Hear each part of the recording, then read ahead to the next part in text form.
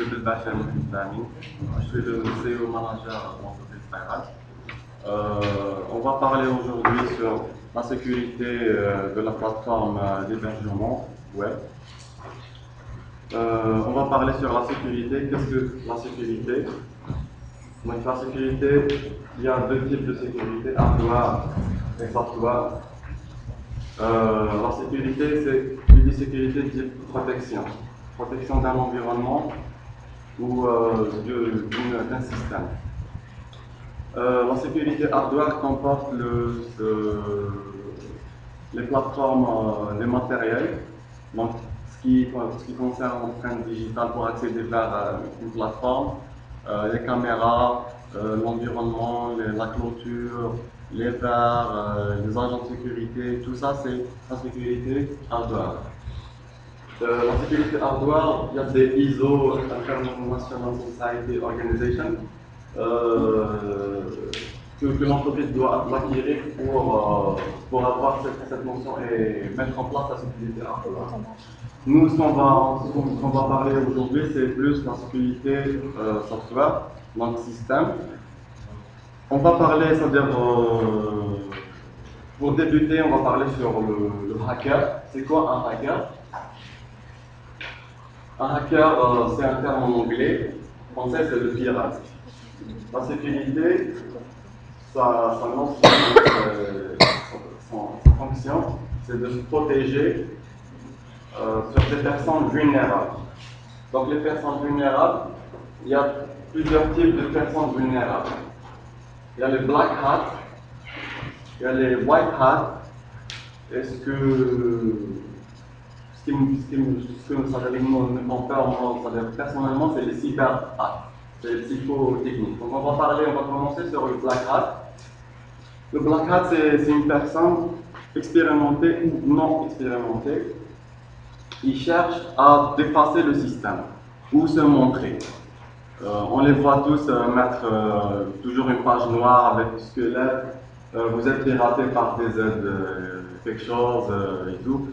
C'est des pirates, c'est des hackers black hat qui cherchent à se montrer ou informer ou passer un message sur un site très populaire. Demain, c'est les black hats. Les white hats, c'est des personnes très expérimentées qui ont des certifications sur des systèmes et tout. Et leur métier, c'est la sécurité d'un système. C'est-à-dire qu'ils contactent les sociétés, les institutions, afin de leur donner un audit sur leur site, sur les failles et tout. Mais aussi, on a entre black hat et white hat, c'est des gray hats. C'est des personnes qui cherchent, ils sont dans les deux catégories. Ils sont dans la sécurité et ils ne montrent pas, c'est-à-dire que le site a été piraté, mais ils accèdent sur le système pour acquérir une information, une base de données, pour travailler avec. Par exemple, moi je cherche une base de données de mails de telle entreprise qui a par exemple 10 000 entreprises et moi je pourrais travailler au-dessous. J'accéderai sur leur système, je chercherai la base de données et je la récupère. Et j'efface les logs sur le système.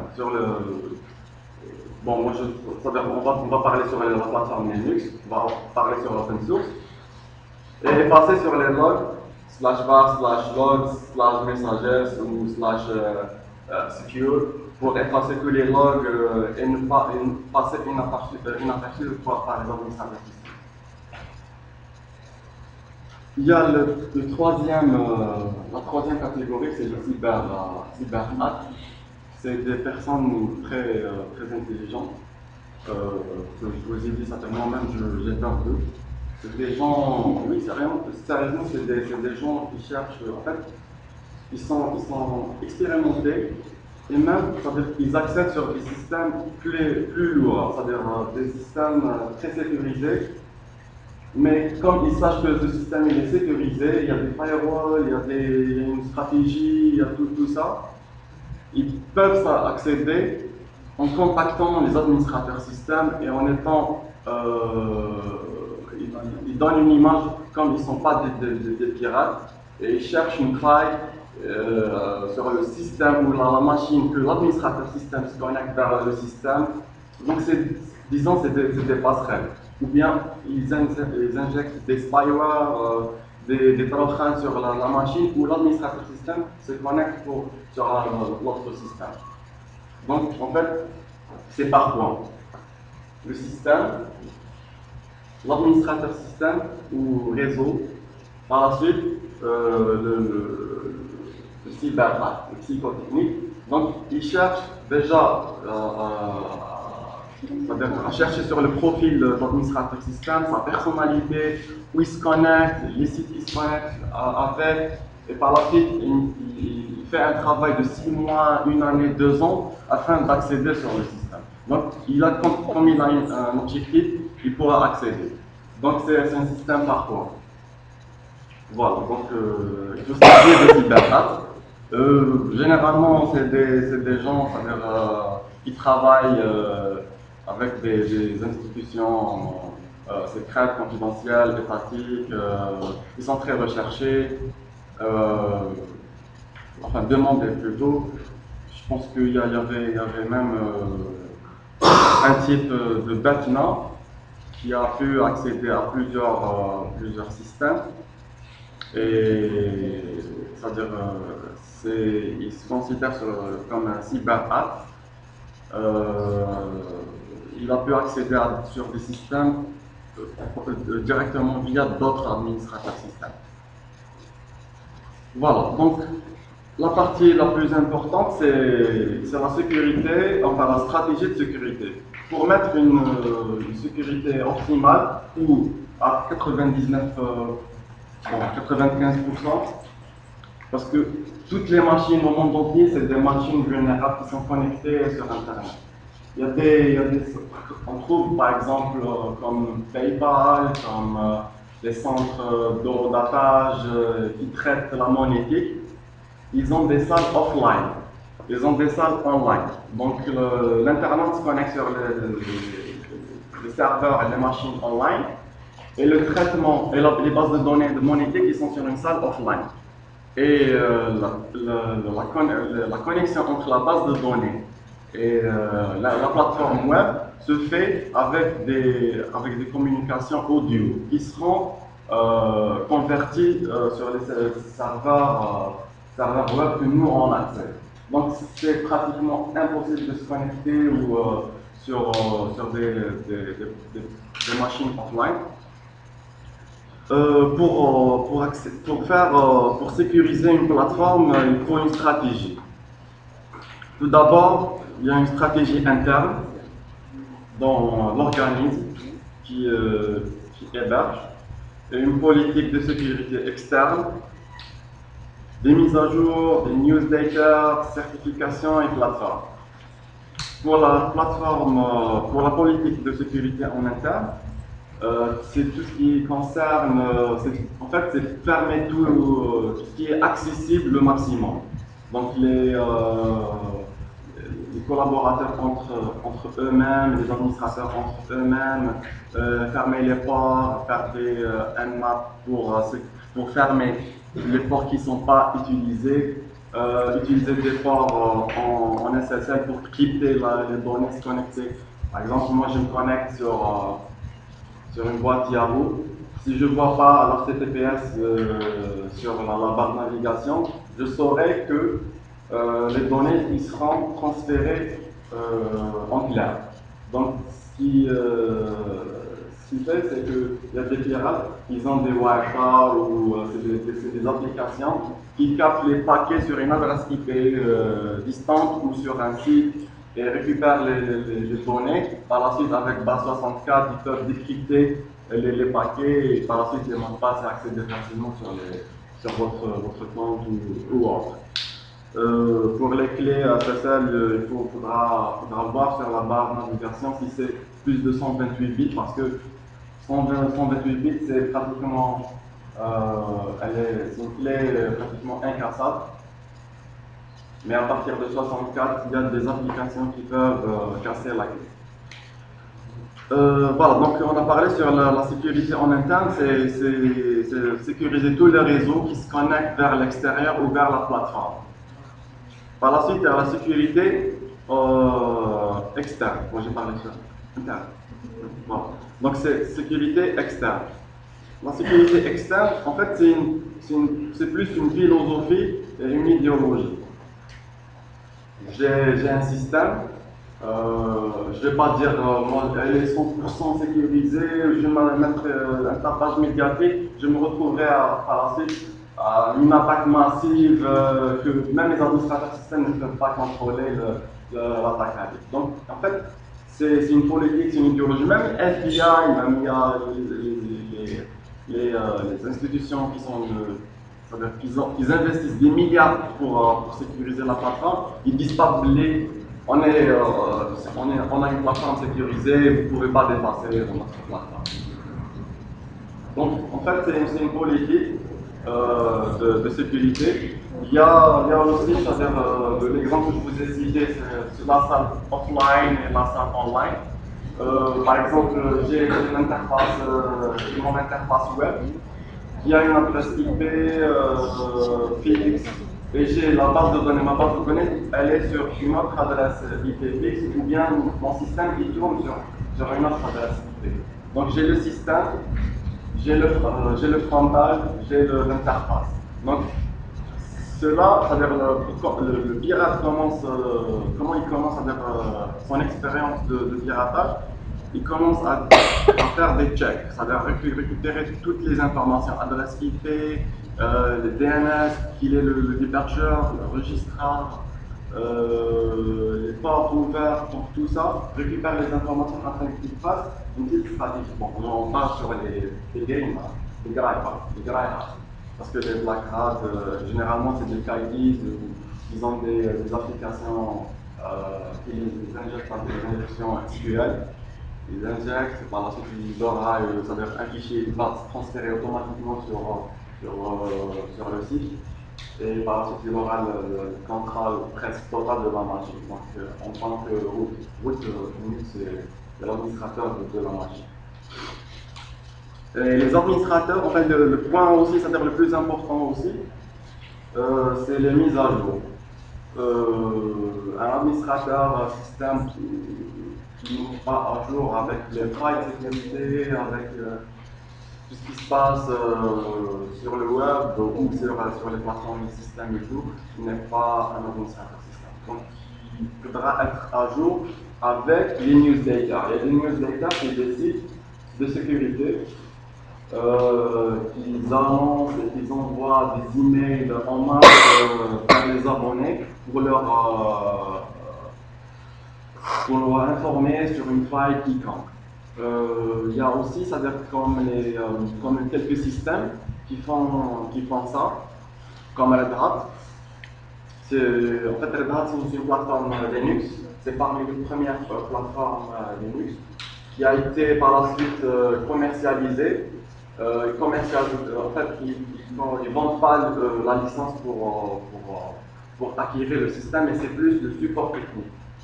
Le support technique contient 80% des mises à jour et mises à jour de plus de sécurité. Ils sont très à jour sur la sécurité.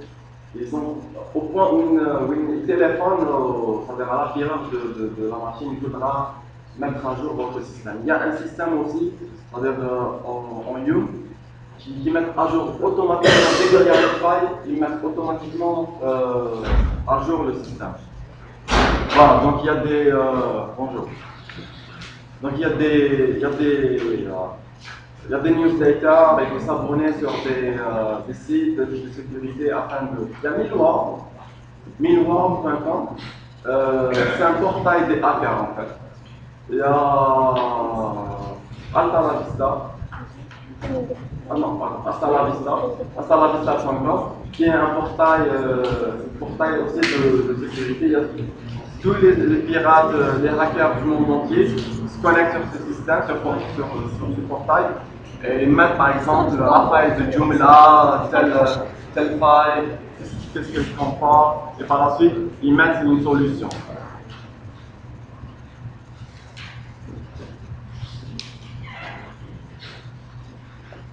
Il y a aussi, c'est-à-dire les certifications. Il y a des certifications spécialisées dans la sécurité. Un administrateur système, par exemple, est certifié, par exemple, en NPI, en Linux. Cela ne veut pas dire à 100% qu'il est apte pour faire la sécurité d'un environnement. Donc il y a des certifications spécialisées dans la sécurité. Et par la suite, voilà, donc c'est des techniques, c'est une stratégie, c'est une politique, dont on a parlé. La plateforme. Donc c'est-à-dire focaliser la discussion sur, enfin, la conférence sur la plateforme utilisée. Il y a des plateformes qui ont fait leurs preuves dans le domaine web. C'est la plateforme Linux. Et sur la plateforme Linux, il y a des plateformes, enfin il y a des distributions. Chaque distribution est spécialisée dans tel domaine. Comme on trouve Ubuntu qui est très, très connu sur le desktop, qui n'a pas fait leur preuve sur le domaine des serveurs.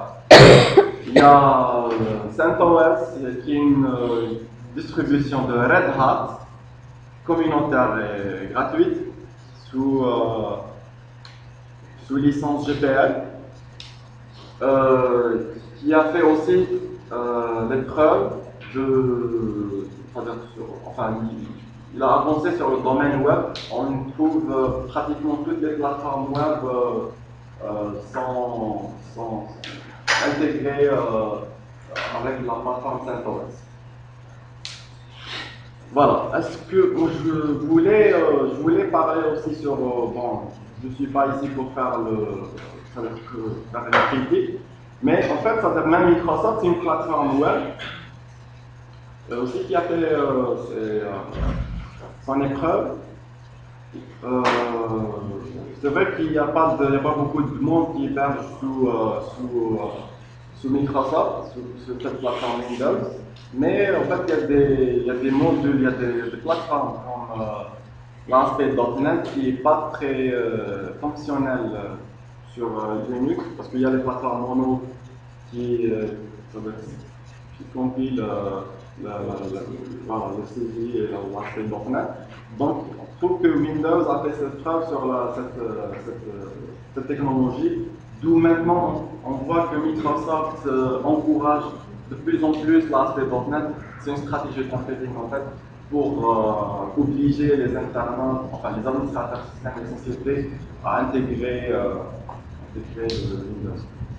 On a déjà eu l'expérience avec le président de Microsoft et le devenu chez nous s'appelle. Pardon? Non, président Microsoft, président mondial, international. Pardon? Non, pas mal. Courtois, oui, voilà. Courtois, il voulait nous forcer d'intégrer Windows sur une plateforme web. Je leur ai dit, non, écoutez, il y a une stratégie, il y a une expérience, il y a des choses. Par contre, ils ont le système cloud sur Azure qui est il y a une stratégie de sécurité très intéressante parce qu'en fait le cloud c'est le nuage. On trouve, on ne sait pas quelle machine notre application est hébergée. C'est plusieurs serveurs qui font du clustering, et une machine tombe en panne, il y a l'autre système qui démarre. Donc, en fait, l'application, en vérité, elle tourne selon la stratégie du clustering sur plusieurs machines. Donc, votre script ou votre application, elle est sur plusieurs machines qui tournent en même temps. Si une machine tombe en panne, votre application ne tombe pas en panne parce que elle est clusterée. En fait, c'est ça le cloud. C'est le clustering des machines.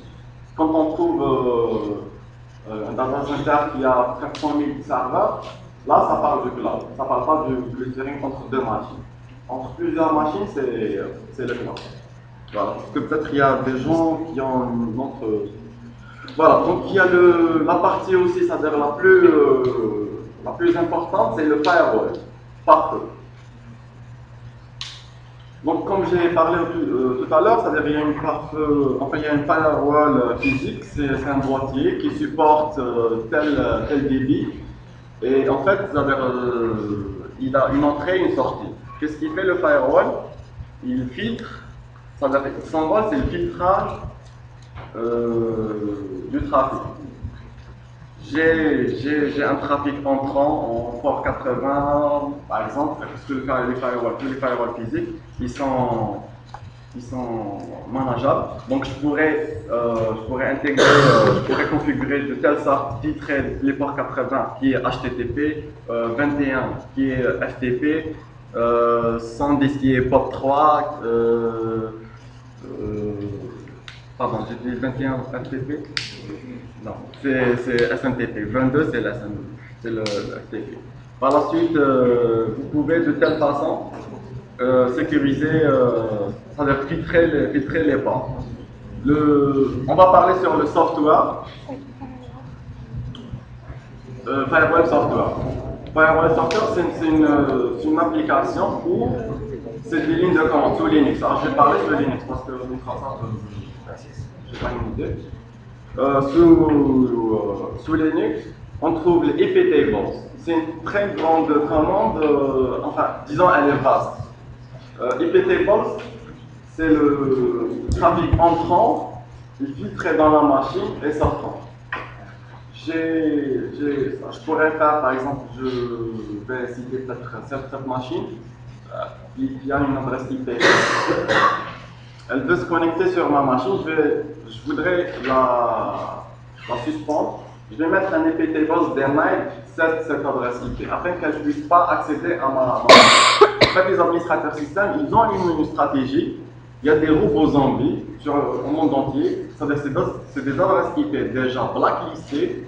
Elles sont vulnérables. Les administrateurs système, déjà, ils blacklistent ces adresses IP sur la plage IPT. Il y a d'autres systèmes de firewalling vous pouvez les intégrer sur une plateforme Linux. Voilà. Qui dit firewall dit le firewalling des services et des serveurs. Donc un serveur il a un port entrant et dedans, en fait, le serveur en lui-même, en interne, il a d'autres ports de communication avec le système. Donc, le firewalling, il y a des degrés, on pourra mettre des degrés, c'est-à-dire une plateforme, c'est-à-dire high, low ou bien medium. C'est-à-dire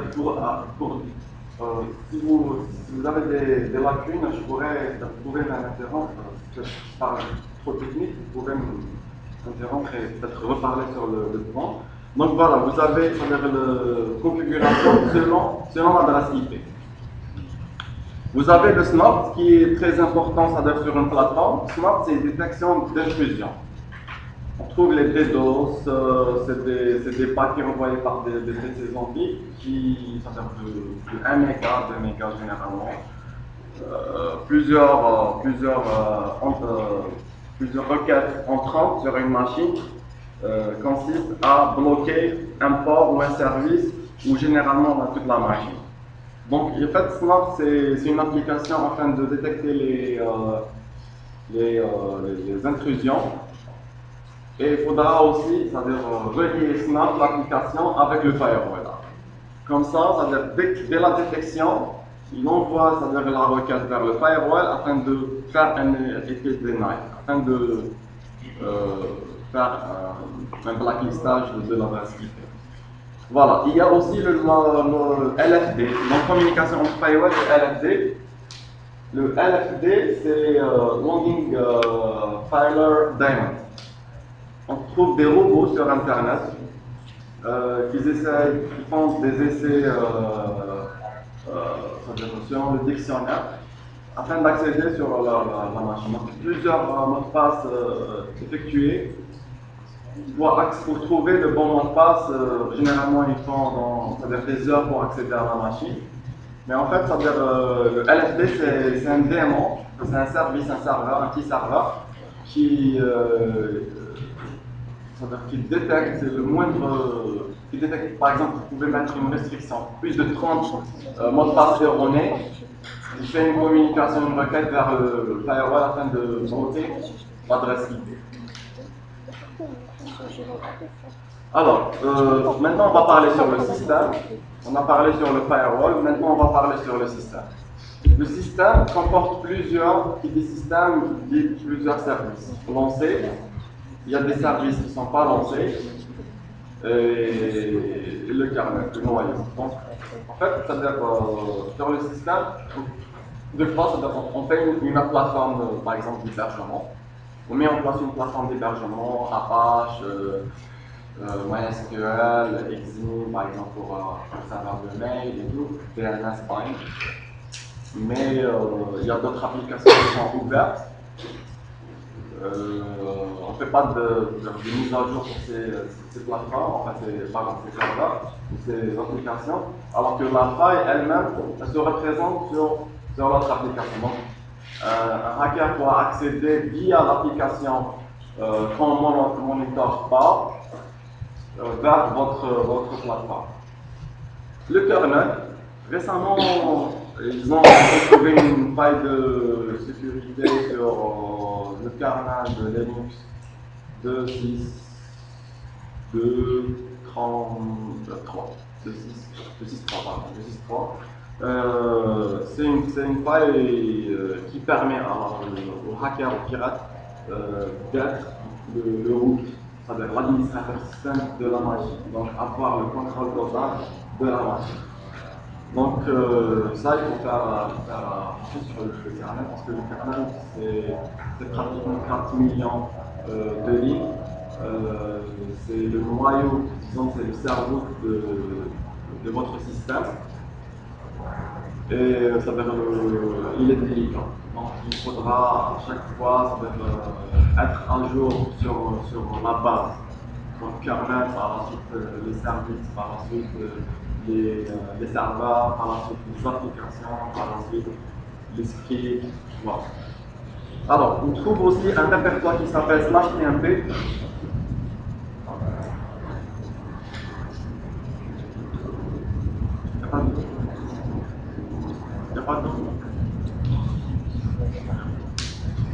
Bon, on trouve un /tmp. /tmp, c'est un répertoire temporaire. Merci beaucoup. On trouve des fois, oui. Le répertoire /tmp, c'est un répertoire temporaire. Les scripts, il y a des applications qui tournent sur le web qui utilisent le /tmp pour stocker les informations temporaires, ou les scripts, ou les sessions, ou des fichiers temporaires, et qui sont, par exemple, moi je vais essayer d'uploader, de transférer un fichier vers le serveur, vers le site lui-même. Je vais, c'est-à-dire l'application met le fichier sur le /tmp.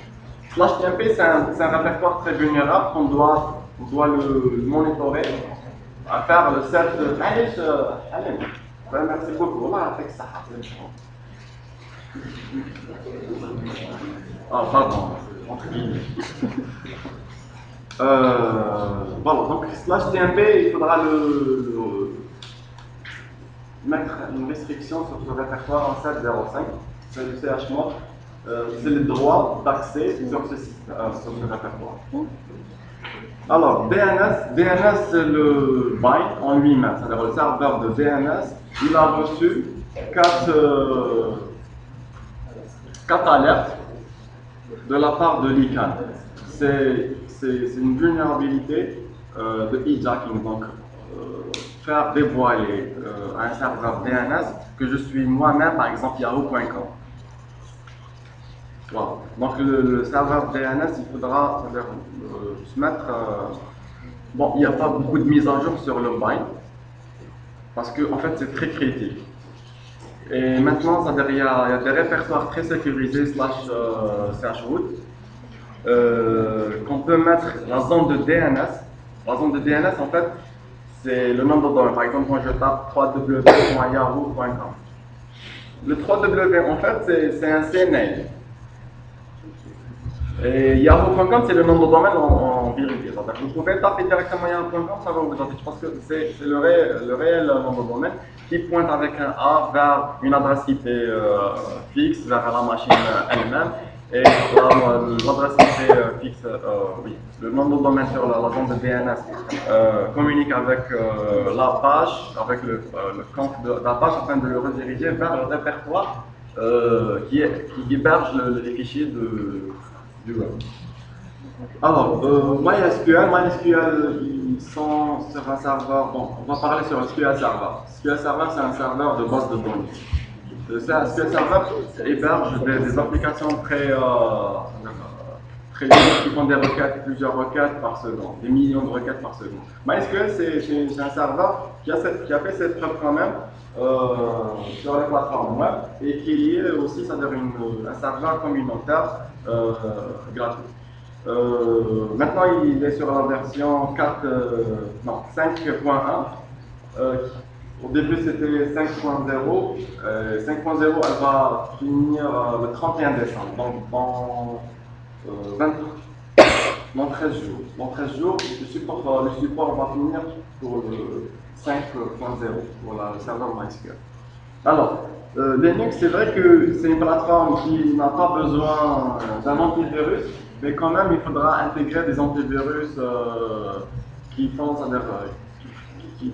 mettent à jour leur base de données d'antivirus.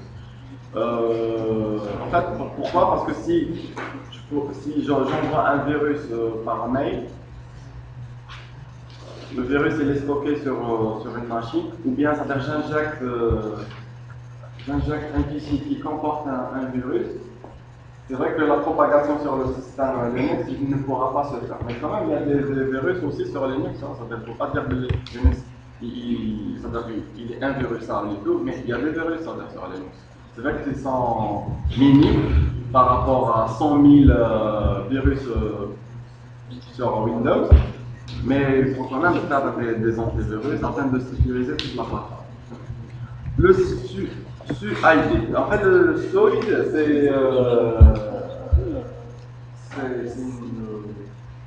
c'est une commande pour donner privilège à un utilisateur. Un privilège root. Par exemple, tous les utilisateurs sur une plateforme, sur un système, ne peuvent pas faire, par exemple, des tâches de root, c'est-à-dire d'un administrateur. Donc, on pourra donner un privilège SUID pour un utilisateur afin d'effectuer des tâches d'un administrateur sur un système. Le hacker utilise cette commande afin de donner un privilège pour un utilisateur et un utilisateur pourra avoir un accès vers le système et avoir le contrôle total. On trouve les backdoors. Les backdoors, c'est des scripts en PHP qu'ils injectent sur un système. Enfin, ensuite, on a une interface. On pourra faire toutes les tâches pratiquement toutes les tâches d'un administrateur système. Voilà, donc /etc passe WD, c'est-à-dire c'est un fichier qui comporte les utilisateurs d'un système. Les utilisateurs du système, le pirate, quand il a ce fichier, il pourra, c'est-à-dire par la suite sur /etc shadow. /shadow, c'est un fichier qui comporte des mots de passe sur le système Linux. Donc il pourra modifier le mot de passe et accéder. C'est vrai que le mot de passe il est crypté en MD5, mais il pourra quand même le modifier. Le Perl, c'est un langage de programmation qui est très vulnérable sur un système. Le Perl, les hackers généralement utilisent soit le PHP, soit le Perl pour accéder vers un système. Alors, faille matérielle, on a parlé sur le software, les applications et tout, mais en fait, il y a un grand système aussi on pourra accéder et infiltrer un système via une pièce hardware. il pourra accéder, parce que on pourra, ça veut dire, comme par exemple j'ai le hardware, par exemple la carte réseau, j'aurai son firmware, je vais essayer de le déchiffrer et tout. Il y a aussi, c'est pour ça qu'on trouve des mises à jour de firmware sur, par exemple, telle carte, telle carte ou telle pièce matérielle. En fait, il y a eu déjà des intrusions il y a des pièces matérielles. Dernièrement, ils ont fait un truc, un événement mondial de piratage en France. Ils ont parlé sur une clé USB. Dès qu'elle se plug sur la machine, elle fait son travail et par la suite elle envoie des paquets vers l'extérieur, vers une telle adresse précise. Et c'était un japonais qui a dévoilé cette technologie. Voilà, donc il y a des failles en fait sur le matériel. Il faut, quand on veut mettre une plateforme de web, il faudra penser aussi sur le matériel. Je ne vais pas mettre une machine clone. Je n'ai pas confiance ni sur le support, ni sur où elle vient. Il y a en fait des machines, des serveurs qui ont fait leur preuve quand même, comme Dell et IBM. On fait ça de la pub, bon, désolé, c'est obligé. Bon, sur le SSH, c'est un protocole de communication. J'ai une machine, par exemple celle-là, et j'ai mon serveur qui est là-bas. Pour accéder vers le système, j'utilise le protocole SSH, le port 22. Alors, déjà, pour commencer, le port 22, il faudra le changer vers un autre port, afin que les robots, c'est-à-dire ne focalisent pas, c'est-à-dire les attaques sur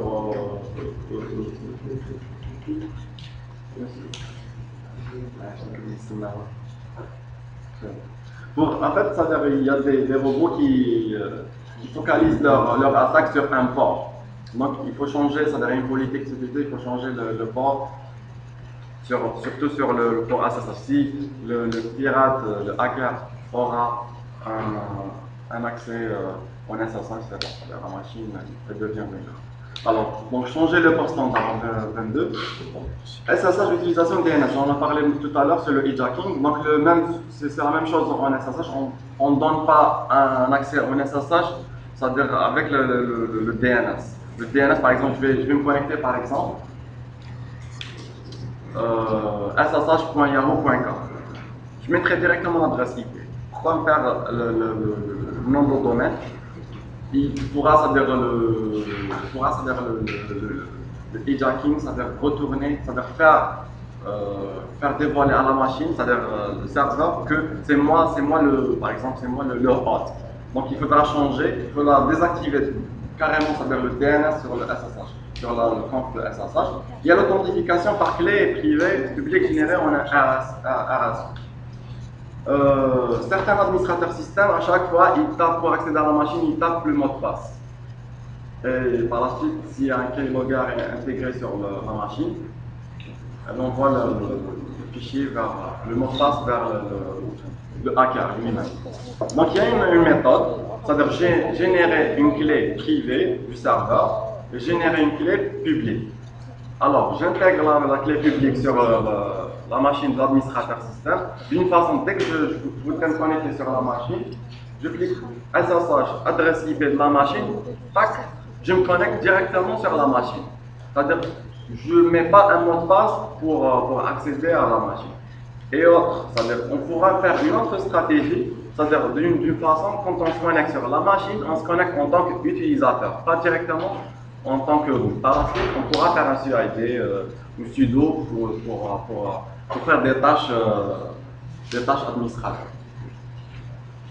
Alors, la plateforme web Apache, ils sont maintenant sur la version 2.2. Alors, pour Apache, c'est primordial. Bon, on parle sur Apache, c'est la plateforme HTTP qui intègre le PHP, les fonctionnalités et tout. Donc, c'est la plateforme web. Il y a plusieurs, en fait, Tomcat, il y a plusieurs plateformes web. On va se focaliser sur Apache. Il faudra, c'est primordial, il faudra faire parce que, en fait, Apache contient beaucoup de vulnérabilités et le versionning sur le Apache il est très récurrent. Donc, chaque mois, on trouve une version nouvelle sur Apache. Alors, sur PHP, c'est une fonctionnalité, non, pas une fonctionnalité, c'est plutôt un interpréteur de PHP. C'est-à-dire, c'est pas le DSO, c'est pas le FSCGI. Le SEPHP, c'est vrai qu'il consomme beaucoup de ressources sur la machine pour PHP, mais il est sécurisé. C'est-à-dire, il sécurise la connexion, c'est-à-dire l'interprétation du PHP en interne sur le système. Disable function, il y a des fonctions vulnérables sur le système. On trouve PHP info, en fait, PHP info qui liste toutes les fonctionnalités sur le serveur. Ça veut dire la version, le PHP info, on doit le désactiver. Il y a exec, il y a aussi, ça veut dire c'est des fonctionnalités qui permettent d'exécuter un programme. Donc il faudra, c'est-à-dire les désactiver sur le fichier conf d'un Apache. On a parlé sur la version PHP aussi. Maintenant ils sont sur la version 5.3.8. Récemment c'était 5.3.6. Et en fait il y a deux versions. Il y a 5.2.9, c'est-à-dire qu'il y a une des fonctions sous PHP, comme le reg et tout, s'il y a des développeurs ici. Arag, c'est une fonction vulnérable sur le 5.2.9, ce 5.2, ça veut dire de PHP. Ils ont directement remplacé cette fonctionnalité par une autre fonctionnalité. Et maintenant, ça veut dire qu'il y a des scripts qui sont utilisés, c'est des CMS et tout, qui utilisent cette fonctionnalité à ce moment-là. Et donc, l'hébergeur doit.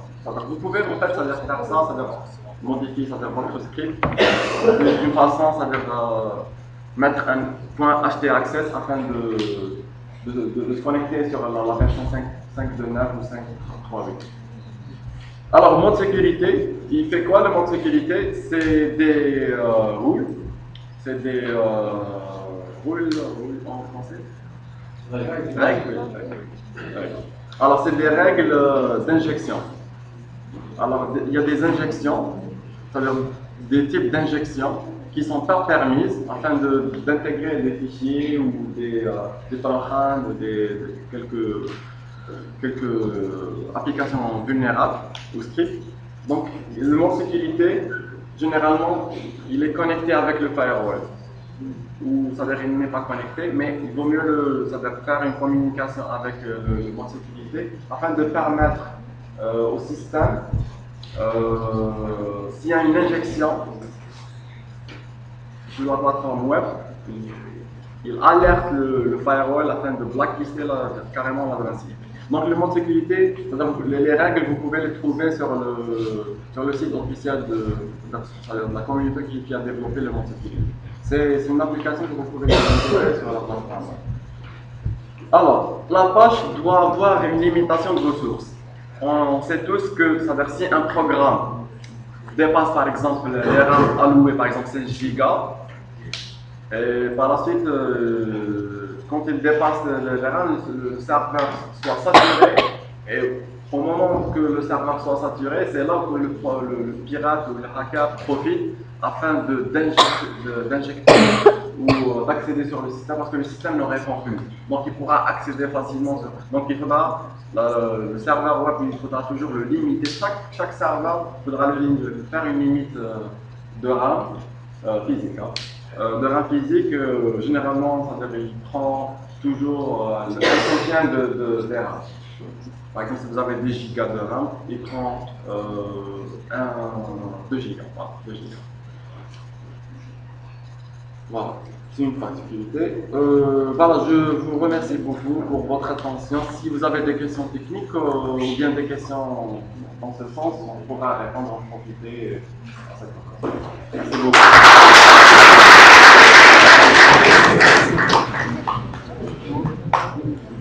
Est-ce qu'il a هل عندك أسئلة؟ Merci beaucoup, Slama.